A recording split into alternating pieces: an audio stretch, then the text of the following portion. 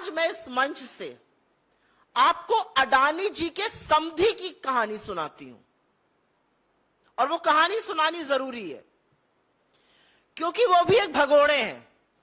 वो भी देश पर करोड़ों रुपए की चपत लगाकर मेहुल भाई और नीरव भाई की तरह भाग चुके हैं। अडानी जी के समधी हैं, उनका नाम है जतिन मेहता। नाम तो आपने सुना ही होगा। Winsome diamonds, forever, precious jewellery, Suraj diamonds, इन सब के मालिक हैं। याद आना चाहिए आपको, ये वही कंपनियां हैं जिन्होंने पंजाब नेशनल बैंक और तमाम अन्य भारतीय सरकारी बैंकों पर चपत लगाई 7,000 करोड़ रुपए की। $1 बिलियन की चोरी कर कर यह आदमी हिंदुस्तान से भाग गया, दूसरी जगह का नागरिक बन गया, और सरकार ने आंखों पर पट्टी और मुंह में दही जमाकर कुछ भी नहीं किया इसके खिलाफ। यह जतिन मेहता अडानी जी के समधी की कहानी है। लेकिन हम ये कहानी इसलिए सुना रहे हैं क्योंकि जतिन मेहता के भागने में, उनके पैसे के गबन में, उनकी काली करतूतें पूरी तरह से अडानी स्कैम से जुड़ी हुई हैं। मैं बहुत कुछ पहनने से पहले थोड़ा सा जतिन मेहता और उनकी पत्नी जी के बारे में आपको और बता देना चाहती हूं। जतिन मेहता जी की लड़की की शादी गौतम अडानी के बड़े भाई विनोद अडानी की लड़के से हुई है, इसलिए वो परिवार के समधी हैं। अब इससे ज्यादा घनिष्ठ संबंध दूसरा शायद ही कोई होता होगा। जतिन मेहता और उनकी पत्नी ने 2 जून 2016 को भारत की नागरिकता छोड़कर कैरिबियन में, जो अंतरराष्ट्रीय टैक्स हेवन है, सेंट किट्स में, वहां की नागरिकता ले ली।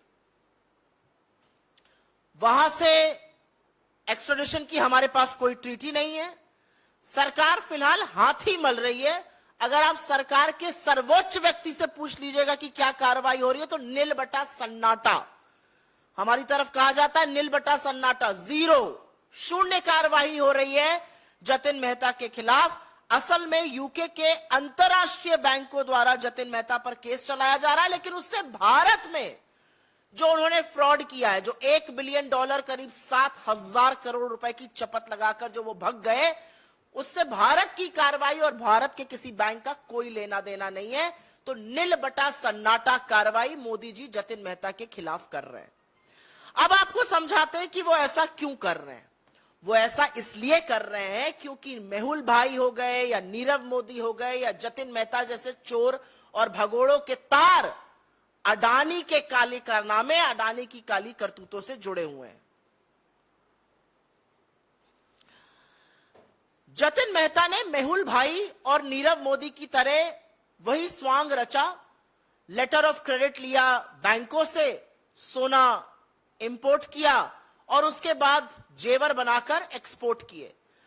मजे की बात यह है कि जिन 13 कंपनियों को जतिन भाई ने दुबई में ये एक्सपोर्ट किया, वो जांच के बाद पता चल रहा है वो 13 कंपनियों का मालिकाना हक उन्हीं का था। वो एक्चुअल उन्हीं की कंपनियां थी, उनको उन्होंने एक्सपोर्ट किया और उसके बाद वो पैसा डुबा दिया गया। कह दिया गया पेमेंट नहीं हुआ, पैसा डूब गया। पैसा डूबा नहीं गया, पैसा डकार लिया गया। $1 बिलियन भारतीय बैंकों के, भारतीय करदाताओं के, भारत की सरजमी के $1 बिलियन, 7,000 करोड़ रुपए पूरी तरह से डकार लिए गए, ये स्वांग रच के कि हम एक्सपोर्ट कर रहे हैं। 13 कंपनियां उन्हीं की थी, उनको एक्सपोर्ट कर रहे थे। तो सबसे बड़ा मामला ये मनी स्विंडलिंग का बनता है, लेकिन ईडी भगवान जाने कहां है, समझ ही में नहीं आता किसकी तफ्तीश कर रही है, पता नहीं किस विपक्ष के पीछे पड़ी हुई है। अब आपको लेकिन सीधा तार और सीधी स्टोरी जो जतिन मेहता की अडानी के स्कैम से जुड़ी हुई है, बेनामी संपत्ति से जुड़ी हुई है, बेनामी पैसे से जुड़ी हुई है, जिस पर हम सवाल उठा रहे हैं, वो समझा देते हैं आपको। अभी मैंने 13 कंपनियों का जिक्र इसलिए किया क्योंकि जिससे पता चले कि उनके ऊपर किस किस तरह के मामले चल सकते हैं भारतीय सरकार के, वो कैसे चूना लगाकर भाग गए, ये समझाना जरूरी था। इसलिए मैंने अभी आपको पहले उनके काले कारनामों के बारे में बताया। मोंटेरोसा नाम का एक कंपनियों का समूह है, ये शेल ग्रुप्स की मालिक है, मॉरिशस स्थित है मोंटेरोसा। इसका जिक्र तमाम रिपोर्ट्स में भी हुआ है। इसकी बखिया भी काफी अब खुल रही है, कलई खुलती जा रही है। मॉन्टेरेसा समूह की जो कंपनियां हैं, ये तथाकथित तौर से उन शेल कंपनियों में पैसा डाल रही हैं जिनके थ्रू अडानी के पास पैसा आ रहा है।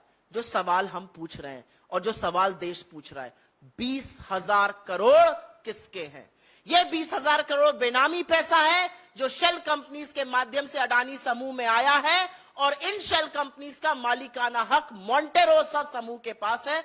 जतिन मेहता और मॉन्टेरोसा के लिंक है आपस में, समधी साहब के और शेल कंपनीज के जो हेड हैं उनके आपस में लिंक्स हैं। मॉन्टेरोसा के सीईओ और चेयरमैन के साथ जतिन मेहता कई कंपनीज में डायरेक्टर रहे हैं। मॉन्टेरोसा के साथ चैंग ल्यूंगलिंग, जिनका हमने वो जो चीनी व्यक्ति था चैंग चुंग लिंग, जो चीनी कनेक्शन एक मोदी अडानी के साथ है, उस पर हमने जो बोला है उनके साथ लिंक है।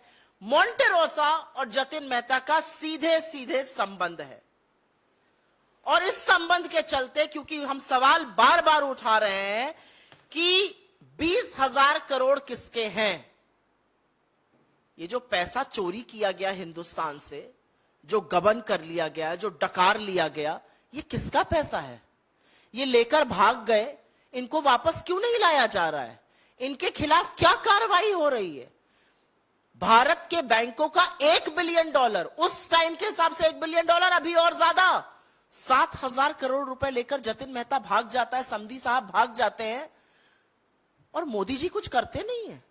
और अब पता चलता है कि जो शेल कंपनियां लगातार अडानी में पैसा डाल रही हैं, उनसे उनके संबंध हैं। तो भैया सवाल तो बनेगा ही कि 20,000 करोड़ किसके हैं? ये बहुत बड़ी गुत्थी है, ये जलेबी है, और उस जलेबी को बना कौन रहा है? अडानी और मोदी जी मिलकर। और मैं इसलिए कह रही हूं मिलकर ये जलेबी बनाई और पकाई जा रही है, क्योंकि अगर जलेबी नहीं है तो ये और क्या है? हम बड़ा आरोप लगा रहे हैं और हर बार सवाल का जवाब नहीं आता। मैं अपनी बात को कंक्लूड करूंगी कुछ ज्वलंत सवाल पूछकर। जतिन मेहता को कौन बचा रहा है? जतिन मेहता जो गौतम अडानी के परिवार के समधी हैं, वही गौतम अडानी जो मोदी जी के परम मित्र हैं, उनको कौन बचा रहा है? उनके खिलाफ कार्रवाई क्यों नहीं की जा रही है? और अब कुछ तथ्य सुन लीजिए जिससे आप भौचक्के रह जाएंगे। सीबीआई ने 5 अप्रैल 2017, 3 साल बाद एफआईआर दर्ज करी, जबकि बैंकों ने 2014 से कहना शुरू कर दिया था कि जतिन मेहता जो है उसके खिलाफ शिकायत करी थी। 3 साल बाद एफआईआर क्यों दर्ज होती है? कौन बचा रहा है? एफआईआर में देरी क्यों हुई? क्या कार्रवाई की जा रही है? जतिन मेहता ने यहां से नागरिकता छोड़ी, वो सेंट किट्स में बस गए, उनके खिलाफ क्या कार्रवाई की जा रही है? ये तीसरा सवाल है, और ये तीसरा अहम सवाल है, कहां है सीबीआई की कार्रवाई, कहां है ईडी की कार्रवाई? चौथा एक बड़ा सवाल और है, चाहे वो इकोनॉमिक ऑफेंसेस विंग हो, चाहे वो ईडी हो, चाहे वो एसएफआईओ हो, चाहे वो वित्त मंत्रालय हो, 3.5 साल तक इस घोटाले में कार्रवाई क्यों नहीं की गई? सब लोग चुप क्यों रहे? क्योंकि वो गौतम अडानी के समधी हैं, क्योंकि कहीं पर उनके तार अडानी के काली करतूतों और अडानी स्कैम से जुड़े हुए हैं, इसलिए मोदी जी चुप रहे।